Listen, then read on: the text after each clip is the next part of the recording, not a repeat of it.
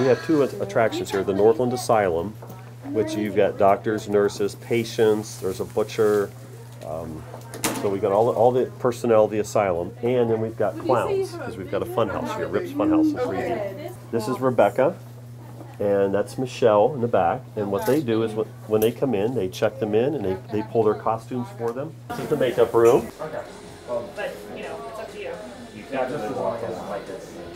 Like they're on. We're gonna do a haunted house to a haunted house. So maybe our starter character is Orderly Byron. Byron is played by a guy named Ryan. Ryan basically tells them welcome to Northland Asylum and gives them a spiel. This is the waiting room. What goes on in here is largely up to the actors that are staffing this area. They can come up with just about anything. There are animatronics located throughout. This is the cafeteria scene. We're trying to recreate an asylum from the 50s, so whatever we would have within a 1950s asylum is what we would recreate here. In a lot of cases, we try to make our props as authentic as possible. For example, this cappuccino machine was an actual cappuccino machine.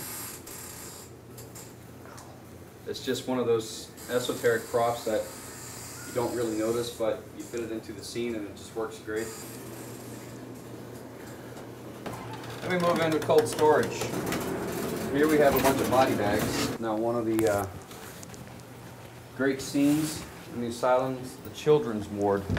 We have actors who have kids, and the kids want to get in on the action. They want to act too, but because they're underage, they can't legally work for us. We set up a scene where the kids could be, and they'd be safe, and where the customers couldn't get to them. Now this building used to be the old Farmore, and it was vacant for about 10 years. So when we moved in, all of these fixtures and shelves and everything were still here. So we just used them in the scene. Next three scenes are all new scenes that we did not have last year. This is the examination room, our padded cell room. It's a great scene and everybody wants to work it. This is the dentist scene. This is electroshock treatment. Then we move into the doctor's secret laboratory or the operating room. This is the janitor closet. We had the scene last year, but we didn't have a name for it. This entire scene was redesigned. It's the same concept, just redesigned. ScareAtorium, where we burn the bodies. After the bodies are burnt, sweep out the remains, whatever's left over, which is our big pile of bones there. So this is the Dead Clown Hall of Fame. Dead clown, dead clown. And one of them's missing. This is the clown disco room. Oh my God. People don't know which way to go, so if you come in through this side, they'll say wrong way. We call this the doll room or the mini bridge. This is our bouncy bridge.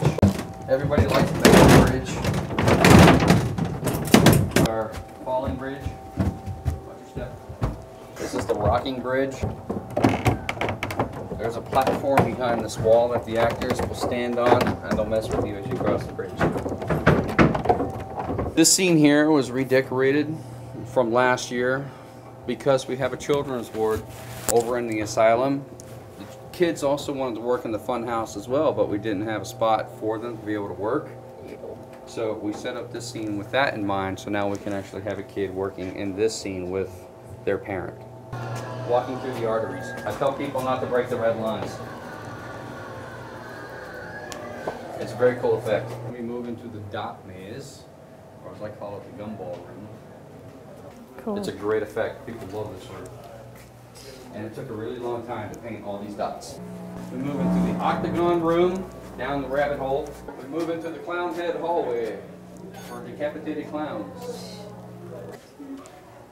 So this is the final scene. It's really fun. Get into our infinity hallway. That's awesome. And a lot of people don't know how to get out.